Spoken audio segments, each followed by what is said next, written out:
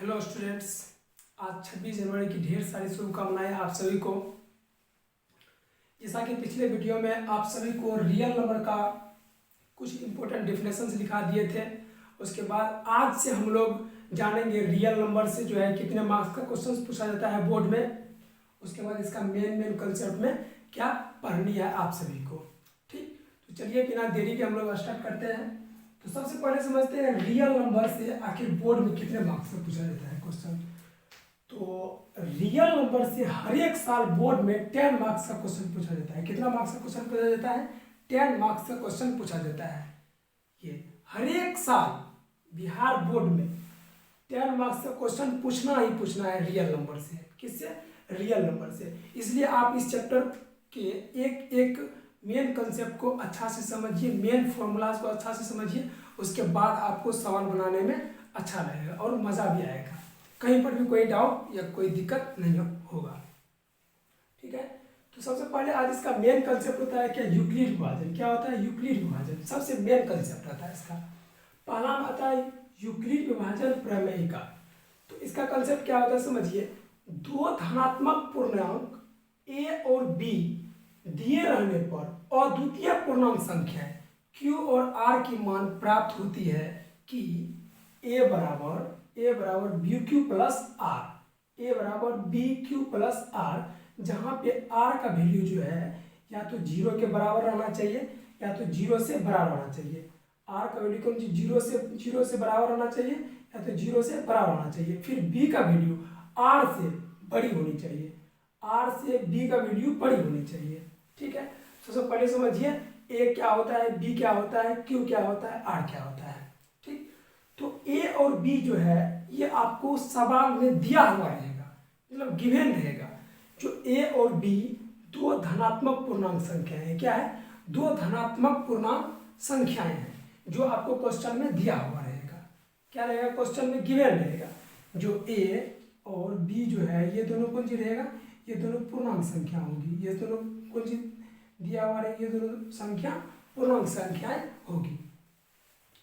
तो आप लोग समझिए सबसे पहले a क्या होता है, b क्या होता है, ठीक है ना, r क्या होता है, q क्या होता है। देखिए यहाँ पे तो a को हम लोग क्या बोल देते हैं? a को हम लोग बोल देते हैं हिंदी में भाज्य। a को क्या बोलते हैं हिंदी में? भाज्य। और इसको इंग्लिश में बोलते हैं डिविडेंड। क्या बोलते हैं? डिविडेंड। उसके बाद आता है b को हिंदी में बोलते हैं भाजक। b को हिंदी में क्या बोलते हैं? भाजक। फिर इसका इंग्लिश में बोलते हैं डिवीजर। क्या बोलते हैं इंग्लिश में इसे? डिवीजर। ठीक है, उसके बाद आता है क्यू। क्या आता है? क्यू। क्यू को हम लोग कहते हैं भागफल यानी क्यूसेंट। भागफल यानी क्यूसेंट। भागफल का फुल फॉर्म होता है क्यूसेंट, इसलिए इसे शॉर्टकट में क्यू से डिनोट करते हैं, मतलब क्यू से दर्शाते हैं। उसके बाद आता है आर। आर को इंग्लिश में बोलते हैं रिमाइंडर। क्या बोलते हैं? रिमाइंडर। और हिंदी में बोलते हैं उसे क्या? शेषफल। क्या बोलते हैं उसे? शेषफल। ठीक, यहाँ तक कोई दिक्कत नहीं है। ए और बी यहाँ पे जो है दो पूर्णांक संख्या, दो धनात्मक पूर्णांक संख्या गिवन रहेगा, मतलब दिया हुआ रहेगा सवाल में। आप लोग को जो है सिर्फ क्यू और आर का मान जो है ज्ञात करना है, जो कि किस में आएगा? पूर्णांक संख्या में आएगा। किस में आएगा? पूर्णांक संख्या में आएगा। जैसा कि पिछले वीडियो में आप सभी को बता भी दिए थे, पूर्णांक संख्या का डेफिनेशन जो है आगे में इंटीजर नंबर का, वो बहुत ही यूजफुल है। आप लोग अच्छा से इसे याद कर लीजिए। ठीक, तो अभी देखिए इसका यूज आएगा। पूर्णांक संख्या क्या होता है? पूर्णांक संख्या बता भी दिए थे। धनात्मक पूर्णांक संख्या में 0 से जितना दाईं ओर बढ़ेंगे वे सभी संख्या कौन सी आएगी? धनात्मक पूर्णांक संख्या आएगी। और 0 से जब बाईं ओर आते रहेंगे तो उसे बोलेंगे ऋणात्मक पूर्णांक संख्या। कौन सी संख्या? ऋणात्मक पूर्णांक संख्या। तो सबसे पहले हम लोग इस कंसेप्ट को समझते हैं। यही होता है यूक्लिड विभाजन प्रमेय का। क्या होता है यूक्लिड विभाजन प्रमेय का? ये है, देखिए जैसे आपको मान लीजिए ए और बी में तो आपको कोई डाउट नहीं है। ए और बी की जगह पे आप इसे कुछ भी मान सकते हैं, जैसे एस और के मान सकते हैं, एम एन मान सकते हैं, पी क्यू मान सकते हैं, कुछ भी मान सकते हैं। ठीक ना, तो देखिए क्वेश्चंस में, अधिकतर क्वेश्चंस में ही ए और बी ही दिया रहता है। और यूक्लिड विभाजन का सबसे आसान फॉर्मूला यही होता है, ए बराबर बी क्यू प्लस आर, जहाँ पे आर का वैल्यू जो है, आर का वैल्यू 0 के बराबर रहना चाहिए या तो 0 से बड़ा रहना चाहिए। फिर b का वैल्यू जो है b जिसे भाजक बोलते हैं, क्या बोलते हैं, भाजक, r से b का वैल्यू बड़ा होना चाहिए, r से b का वैल्यू क्या रहना चाहिए, बड़ा होना चाहिए। बस यही है आपका क्या, विभाजन यूक्लिड विभाजन एल्गोरिथम या फिर यूक्लिड विभाजन प्रमेय का।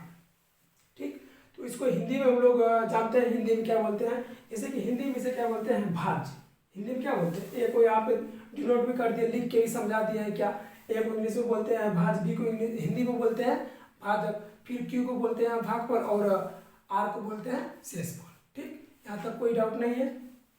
चलिए आगे समझते हैं।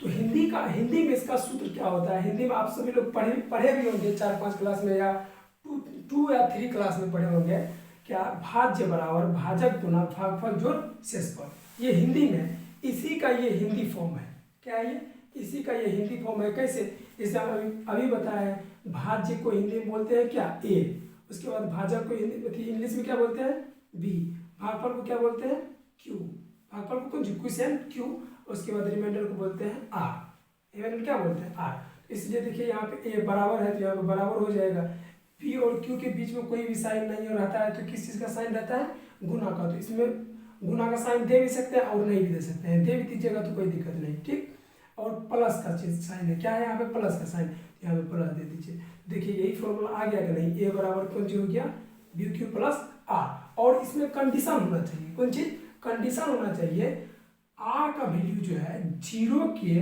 बराबर होनी चाहिए, कौन चीज होना चाहिए, या तो आर का वैल्यू 0 आ सकता है लेकिन 0 से छोटा नहीं आना चाहिए, मतलब माइनस में नहीं आना चाहिए, -1 -2 -3 डॉट डॉट डॉट etc नहीं आना चाहिए।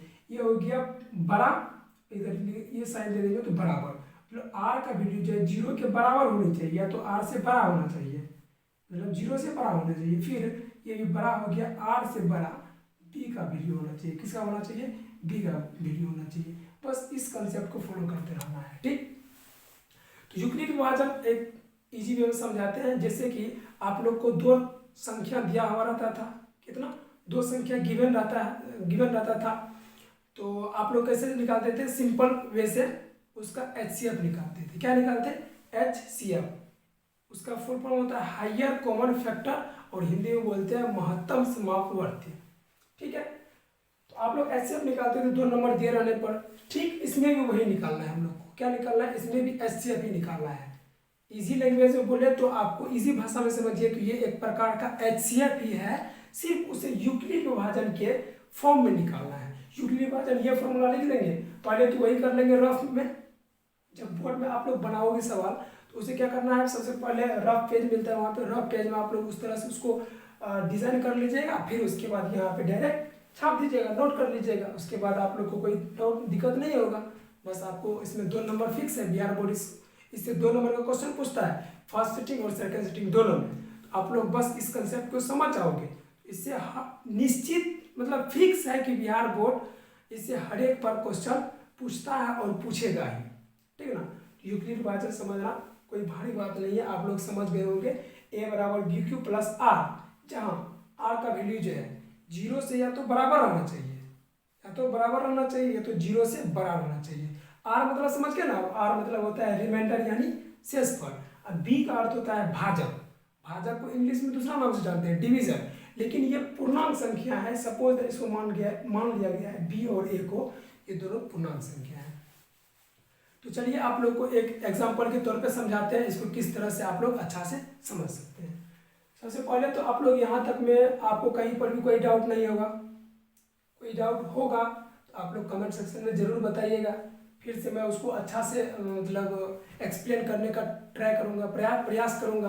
ठीक है ना, आप लोग घबराइए नहीं, बस आगे देखते जाइए और पढ़ते जाइए। ठीक, सबसे पहले यहाँ पे मिटा देते हैं थोड़ा सा, उसके बाद यहीं पे बता देते हैं यूक्लिड विभाजन। सबसे देखिए यहाँ पे क्वेश्चन में लिखा रहेगा आपको, क्या क्वेश्चन, देखिए क्वेश्चन लिखा हुआ रहेगा। सबसे पहले एक दे देते हैं हम, देखिए रहेगा क्या, 455 और 42 का HCF निकाले, कौन सी निकाले, HCF निकाले। HCF बराबर 8 होता है, 455 क्वेश्चन रहेगा, निम्नलिखित में से 455 और 42 का HCF निकालिए यूक्लिड विभाजन एल्गोरिथम से। यूक्लिड विभाजन एल्गोरिथम का प्रयोग करके आप लोग 455 और 42 का HCF निकाले। तो आप लोग इसे कैसे निकालिएगा, इसे अच्छा से समझिए और ध्यान से समझिए, ठीक है।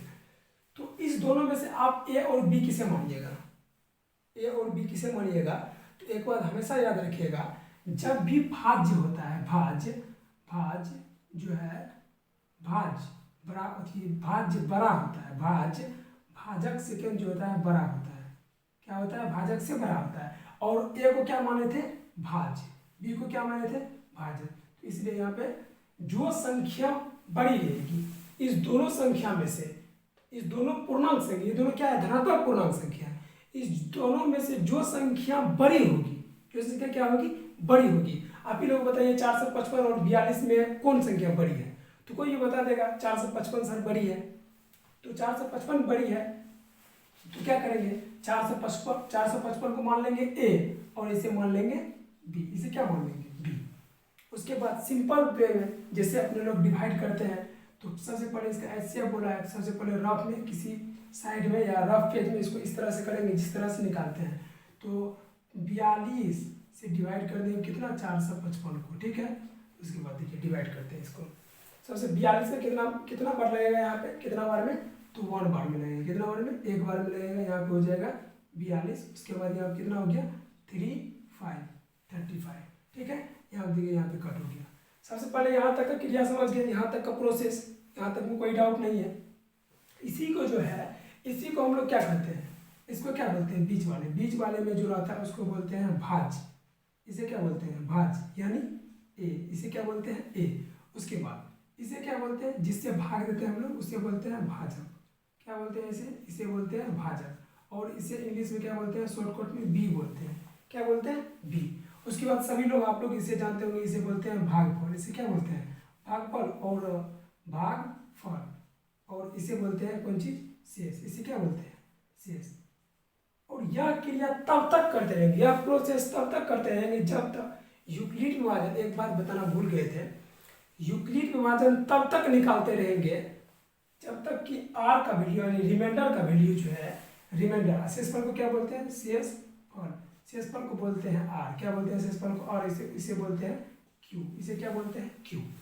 तब तक निकालते रहेंगे आर का अथी, तब तक इसमें भाग देते रहेंगे जब तक आर का वैल्यू जो है, आर का वैल्यू क्या नहीं आ जाए, 0 के बराबर नहीं आ जाए। देखिए यहाँ पे एक बार डिवाइड किए तो आर का वैल्यू 0 आया नहीं, आर मतलब शेषफल 0 आया नहीं, इसमें और भाग देंगे। सबसे पहले फर्स्ट स्टेप समझ लेते हैं, इसको यूक्लिड विभाजन में कैसे समझाएंगे, मतलब कैसे सजाएंगे। तो देखिए क्या होता है, तो सबसे पहले ए हम किसको माने हैं, ए माने हैं किसी 455 को, इसके नीचे में लिख देंगे 455 मतलब 455। उसके बाद बी कितना लेकर गया है, बी का वैल्यू देखिए यहाँ पे 42 है, तो बी का वैल्यू आप लिख देंगे 42। उसके बाद क्यू देखिए, क्यू कितना है यहाँ पे, क्यू का मान है 1, तो यहाँ पे लिख देंगे 1, कितना लिख देंगे 1। उसके बाद फिर प्लस आर का वैल्यू कितना निकला है वहाँ पे 35, तो यहाँ पे लिख देंगे 35। फिर ये फर्स्ट स्टेप हुआ, ये क्या हुआ, फर्स्ट स्टेप हुआ, ठीक। अब उसके बाद इसे क्या करेंगे, फिर इसमें डिवाइड करेंगे, फिर क्या करेंगे, इसे डिवाइड करेंगे। जैसे यहाँ तक हुआ, अब इस सबको भूल जाइए, अब फिर से एक नया प्रोसेस हो जाएगा। यहाँ पे मान लीजिए यहाँ शेषफल 0 अभी तक नहीं आया, फिर क्या करेंगे 35 से डिवाइड करेंगे, कितना डिवाइड देंगे, 35 से डिवाइड देंगे 42, कितना में 42 में डिवाइड देंगे कितना बार में लगेगा, ये 1 बार में, तो 1 बार में यहाँ हो जाएगा कितना 35। उसके बाद यहाँ पे 12 में से 5 जाएगा 7, उसके बाद ये कट जाएगा, ठीक। फिर देखिए फिर ये हो जाएगा क्या, ये हो जाएगा इसका बी, ये किसका मान हो जाएगा, ये जो हो जाएगा, ये हो जाएगा अब यहाँ पे ये हो जाएगा बी, उसके बाद ये हो जाएगा ए, और ये हो जाएगा क्यू, और ये हो जाएगा आर। तो सेकेंड प्रोसेस में क्या किया, सबसे पहले में यहाँ पे हो गया 455 से डिवाइड किया 42 में, फिर उसके बाद 0 नहीं आया आर का वैल्यू, तो फिर यहाँ पे शेषफल से भाग दे दी किसमें, भाजक में। उसके बाद फिर से यहाँ पे प्रोसेस फिर से आ गया, फिर भी 0 आर का वैल्यू 0 नहीं आया, फिर एक स्टेप और करेंगे, उसके बाद 0 आएगा, उसके बाद छोड़ देंगे। तो अब यहाँ पे बताइए, यहाँ पे ए का मान क्या हो जाएगा, यहाँ पे ए का मान हो जाएगा 42। तो यहाँ पे लिख देंगे क्या 42, 42 मतलब 42 लिख दिया यहाँ पे 42। उसके बाद क्या हो जाएगा, उसके बाद बी का वैल्यू लिखना है, बी लिखना है इसके सीधे पे। तो बी कितना है, बी का मान 35 है, बी का मान लिख देंगे यहाँ पे 35, फिर मल्टीप्लाई, फिर कितना है यहाँ पे क्यू का वैल्यू, क्यू का वैल्यू 1 है तो यहाँ पे लिख देंगे 1, ठीक है। फिर प्लस आर का वैल्यू कितना है 7, तो यहाँ पे लिख देंगे 7, ठीक है। फिर देखिए फिर आर का वैल्यू 0 नहीं आया, आर का वैल्यू अभी तक 0 नहीं आया, तो फिर डिवाइड करेंगे इसमें क्या करेंगे, फिर डिवाइड करेंगे। फिर यहाँ पे इसे भूल जाइए, उसके बाद यहाँ पे 7 है तो 7 से फिर डिवाइड किस में करेंगे 35 में, किस में करेंगे 35 में। जैसे यहाँ पे 35 से डिवाइड किया 42 में, उसके बाद फिर 7 से डिवाइड करेंगे किस में 35 में, तो फिर 7 का भाग लगेगा कितना में 35 में, कितना में 35 में। अब 7 के टेबल को पढ़िए या 7 के खड़ा को पढ़िए आप लोग, कितना होता है तो कितना बार में करता है ये 7 5 जा 35 होता है, 7 5 जा कितना होता है 35, तो ये 5 टाइम्स में मतलब 5 बार में ये 35 आ जाता है। तो ये क्या होता है नीचे में देखिए 0 आ गया, अर्थात अब यहाँ पे अब की बार इसका फाइनली जो है आर का वैल्यू क्या आया, आर का वैल्यू 0 आया, ठीक। उसके बाद ये कौन चीज हो जाएगा, ये हो जाएगा बी का वैल्यू, और ये हो जाएगा कौन चीज ए का वैल्यू, ये हो जाएगा ए और ये हो जाएगा फिर क्यू। देखिए इसको कितना स्टेप में हमको करना पड़ा। सबसे पहले आप समझिए ए यहाँ पे कितना हो गया 35, तो यहाँ पे लिख देंगे ए का वैल्यू कितना 35, ए का वैल्यू कितना लिख देंगे 35, ठीक है। फिर बराबर कर दिया 35 लिख दिया ए का वैल्यू, फिर बी का वैल्यू यहाँ पे कितना है 7, तो यहाँ पे लिख देंगे 7, फिर गुना, फिर यहाँ पे बी का वैल्यू थी, क्यू का वैल्यू कितना आया, क्यू का वैल्यू आया यहाँ पे 5, तो यहाँ पे लिख देंगे 5, फिर प्लस। अब देखिए आर का वैल्यू यहाँ फाइनली कितना आ गया 0 आ गया, तो अब लिख देंगे यहाँ पे 0। तो ये पूर्णतः किससे डिवाइड हो गया, देखिए यहाँ 7 से, तो इसका HCF क्या हो जाएगा, इसका अभी लोग बताइए इसका HCF जो है, इसका HCF क्या कितना हो जाएगा 7 हो जाएगा, बस यही मेरा आंसर हो जाएगा। इसको जो बोलते हैं, इसको बोलते हैं भाग विधि से बनाना, मतलब सरल विधि से बनाना। और इस टाइप से इसको जब गुना करके जोड़ते जाएंगे, गुना करके जोड़ते जाएंगे, मतलब भाज्य बराबर भाजक गुना भागफल जोड़ शेषफल बनाते जाएंगे, तो ये इसको बोलते हैं कौन चीज यूक्लिड विभाजन एल्गोरिथम। इसे क्या बोलते हैं यूक्लिड विभाजन एल्गोरिथम, ठीक है। अब देखिए फाइनली आर का वैल्यू यहाँ पे 0 आ गया, कितना आ गया 0 आ गया। देखिए ये कितना स्टेप में खत्म हुआ 3 स्टेप में। यहाँ पे और बेहतरीन बनाने के लिए इसे लिख सकते हैं केस 1 केस 2 केस 3, लेकिन ये सब लिखना जरूरी नहीं है, सिर्फ 2 नंबर का क्वेश्चन पूछेगा आपको यूक्लिड विभाजन से आप इतना और इतना का HCF निकालिए, क्या निकालिए HCF निकालिए। तो क्या करिएगा सबसे पहले इसे रफ में बना लीजिए, इसका कितना स्टेप में निकाले, एक स्टेप हो गया यहाँ से यहाँ तक हुआ, फिर उसके बाद क्या हुआ एक स्टेप हो गया इसका यहाँ से यहाँ तक, देखते रहिए जो मैं घेर रहा हूँ, फिर उसके बाद एक स्टेप हो गया यहाँ से यहाँ तक, ठीक है ना। एक बार इसे प्रैक्टिस करिएगा, बार बार प्रैक्टिस करिएगा, एक बार में समझ नहीं आया तो फिर से वीडियो को चला के देखिएगा, रिपीट कीजिएगा, बस इससे समझना, हर हाल में इसे समझना है, क्योंकि इससे बोर्ड में आनी ही आनी है। एक क्वेश्चन तो फिक्स है, इससे बोर्ड में आनी ही है आपको। अगर ये नहीं समझे तो समझ जाइए आपका 2 नंबर छूट गया, ठीक है ना, कोई नहीं बचा सकता है, ठीक। तो आप लोग आई होप कि आप लोग इसे समझ गए होंगे, तो ठीक ना। तो इसलिए इसका क्या हो जाएगा अतः, यहाँ पे लिख सकते हैं अतः, क्या लिख सकते हैं अतः 455 कितना 455 और 455 और 42 का HCF बराबर कितना, HCF बराबर कितना से कटा है ये देखिए 7 से, यहाँ पे HCF बराबर हो जाएगा कितना 7 आंसर। यही आपका यूक्लिड विभाजन से क्या हो गया HCF हो गया, क्या हो गया ये HCF हो गया। आपको बस इसी तरीका से बोर्ड के एग्जाम में जो है इसी तरीका से लिखना है, ठीक है ना। आपको क्वेश्चंस गिवन में है, एक्सरसाइज 1.1 में दिया हुआ है ऊपर में ही निम्नलिखित का HCF निकालिए यूक्लिड विभाजन एल्गोरिथम का प्रयोग करके। तो सबसे पहले क्या करना है, यहाँ पे सवाल को बनाने के लिए, अच्छा से बनाने के लिए समझिए, सबसे पहले आप लोग इसे रफ में बना लीजिएगा, उसके बाद यहाँ पे डायरेक्ट कर दीजिएगा। पहले एक स्टेप कीजिएगा तो यहाँ पे एक स्टेप लिख देना है, ठीक है ना। उसके बाद फिर सेकेंड स्टेप करना है, सेकेंड स्टेप करना, अगर एक ही स्टेप में हो गया तो उसका आंसर बस वही हो जाएगा, जहाँ यहाँ पर जो है बी का वैल्यू रहेगा, बी मतलब भाजक, तो वही उसका फाइनल आंसर हो जाएगा, ठीक ना। तो इसी तरह से आता है बोर्ड में, ये कोई मतलब उतना भारी नहीं है, लेकिन तब पर भी विद्यार्थी के लिए बहुत ही इंपॉर्टेंट है। क्यों? क्योंकि इस टाइप का क्वेश्चन पूछना ही पूछना है बिहार बोर्ड को। एक क्वेश्चन तो फिक्स है, आना ही है, कितना भी हार्ड ले बोर्ड एग्जाम, लेकिन इस टाइप का एक क्वेश्चन फिक्स है, बोर्ड में आना ही आना है। जैसा कि आप लोग को बताए थे, वास्तविक संख्या से 10 मार्क्स का जो है क्वेश्चन पूछा जाता है। आप लोग 10 में से 2 मार्क्स घटा दीजिए, 10 में से 2 मार्क्स घटा दीजिए, आपके बचते हैं 8 नंबर। कितना बचते हैं? 8 नंबर। और 8 मार्क्स भी कहाँ से आते हैं, किस चैप्टर से आएंगे, कौन टॉपिक से आएंगे, किस टाइप के क्वेश्चन से आएंगे, वो भी मैं बता दूंगा, ठीक ना। आप लोग सबसे पहले इस कंसेप्ट को दूर कर लीजिएगा, उसके बाद आगे में जो सवाल देंगे बनाने, या एक्सरसाइज 1.1 में जो इसका दिया हुआ है 1 नंबर का, अगर आप लोग इसे सॉल्व कीजिएगा तो आप लोग को ये सवाल बनाने में कोई दिक्कत नहीं होगा। इससे कि एक्सरसाइज 1.1 के 1 नंबर का सवाल होगा। 1 नंबर में सवाल है 135, कितना? 135 और 255, कितना? 135 और 255 का एचसीएफ यूक्लिड विभाजन एल्गोरिथ्म का प्रयोग करके निकालें। यही सवाल है, 135 और 255 का एचसीएफ यूक्लिड विभाजन का प्रयोग करके आप लोग निकालें।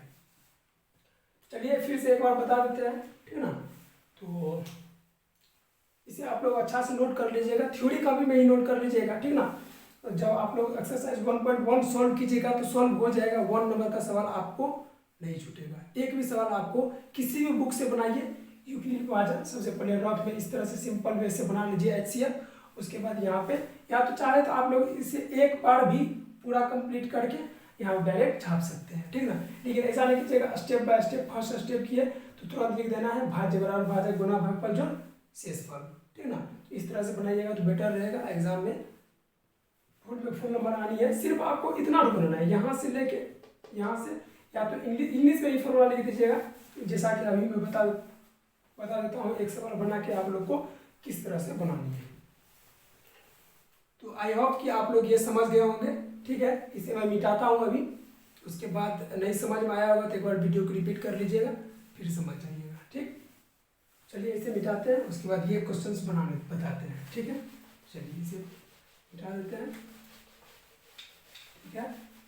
उसके बाद ये क्वेश्चंस बताते हैं, क्या क्वेश्चंस भी मिटा देते हैं। 135 क्वेश्चंस क्या है? क्वेश्चन है आपको दिया हुआ है, क्वेश्चन दिए हैं आपको, कितना क्वेश्चन है? 135 और 255 का, 135 और 255 का एचसीएफ क्या होगा? यूक्लिड विभाजन से। किससे? यूक्लिड विभाजन से क्या होगा? वाट।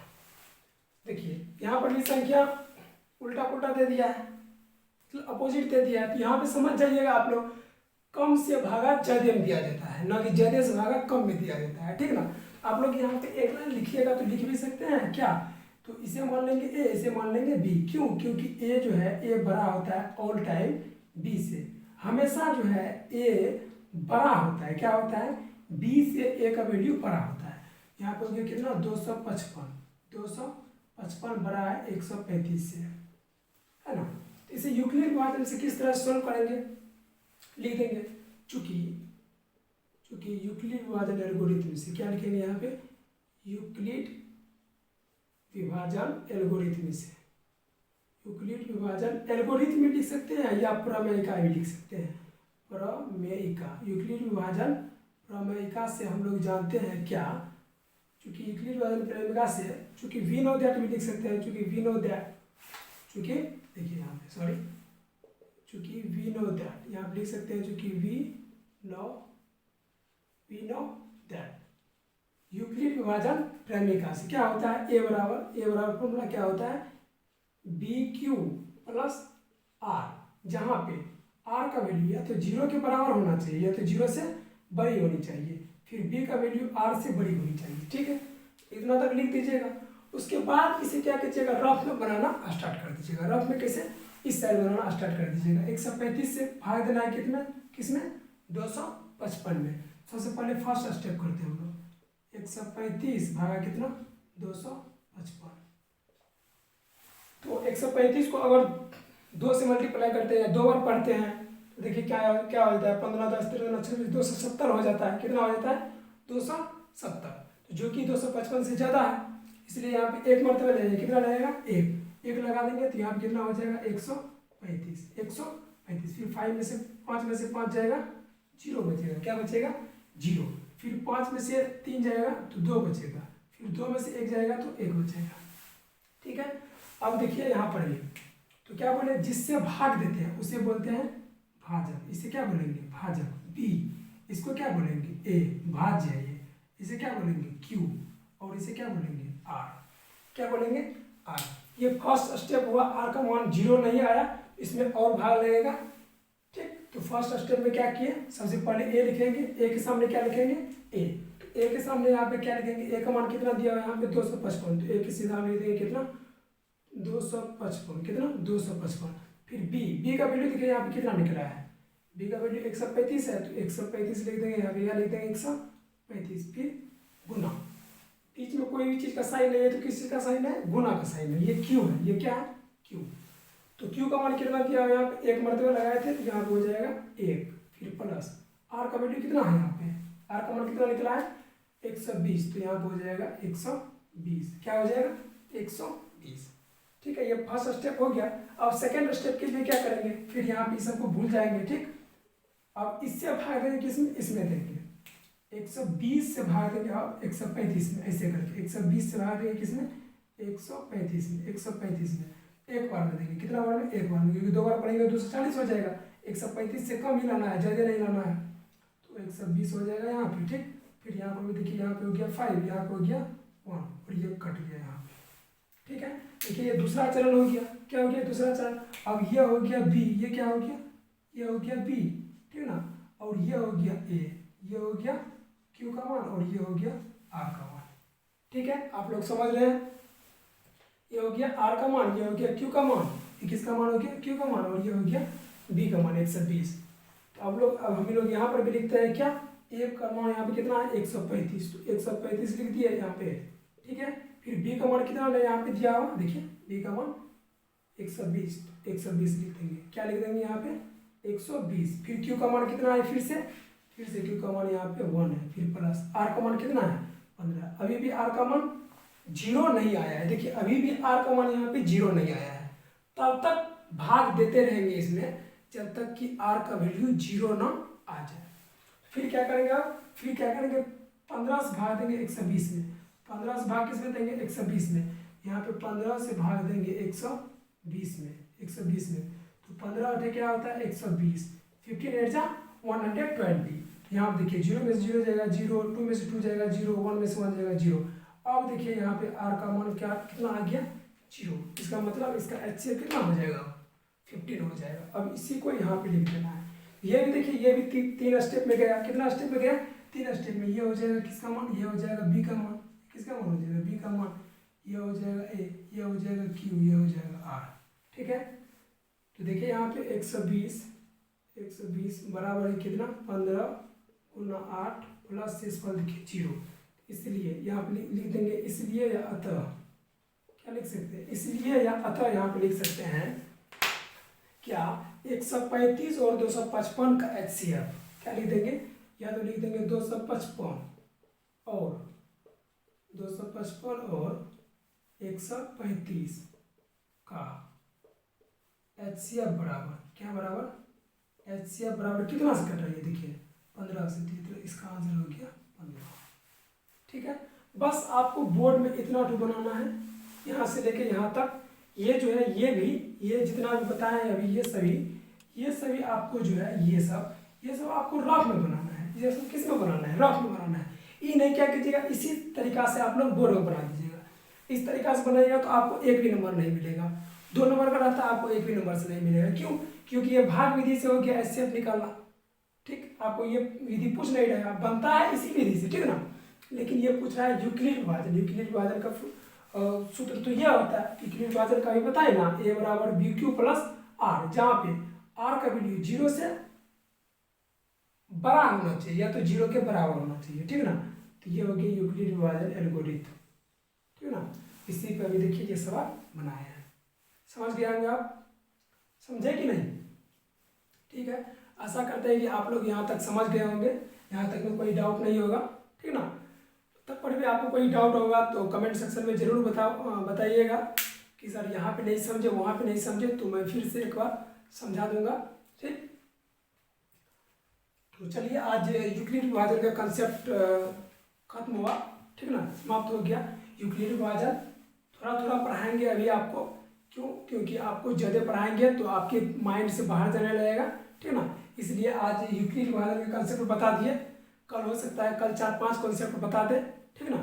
कल के वीडियो में होगा तो 4-5 कंसेप्ट या एक्सरसाइज 1.1 का सारा कंसेप्ट भी बता दे, उसके बाद उसका सोल्व जितना भी सवाल है वो भी सोल्व करवा देंगे, ठीक है ना। तो आज आप लोग क्या कीजिए, यूक्लिड विभाजन में जितना बताए हैं उतना तो थ्योरी कॉपी में, मतलब नोट कॉपी में अच्छा से उतार लीजिए, ठीक ना। अच्छा से उतार के उसको रिवाइज करिएगा, क्या करिएगा, रिवाइज कर लीजिएगा। अगर समझ गए होंगे फिर भी एक बार रिवाइज कर लेना, ताकि आपको कहीं पर भी कोई डाउट नहीं हो, 1% भी डाउट नहीं रहना चाहिए। मैं क्लास में कोशिश करूँगा आपको 80% समझाने का, कितना, 80% समझाने का, और 20% जो बचता है वो आप लोग खुद से समझिए, घर पे जाके रिवाइज कीजिए या बैठ के अपना डिस्कशन कीजिए, नोट कॉपी में उतारिए, उसके बाद इसको रिवीजन करते रहिए, ठीक। तो चलिए आज यहीं तक रहने देते हैं। इसमें कोई डाउट होगा तो कल फिर से या तो कमेंट सेक्शन में बता दीजिएगा, या तो आगे क्लास कंटिन्यू करेंगे, ठीक ना। आज के लिए इतना ही रखते हैं, ठीक है। Thank you so much.